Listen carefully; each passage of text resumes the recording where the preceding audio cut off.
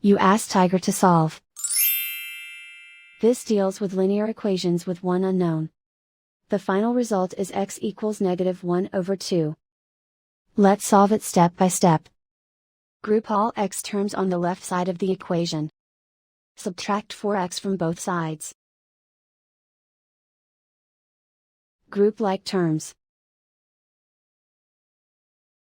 Simplify the arithmetic. Group like terms. Simplify the arithmetic. Group all constants on the right side of the equation. Add 1 to both sides.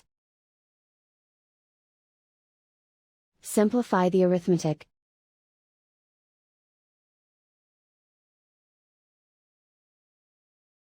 Isolate the x. Divide both sides by 4. Simplify the fraction. Find the greatest common factor of the numerator and denominator. Factor out and cancel the greatest common factor. And so the final result is x equals -1/2.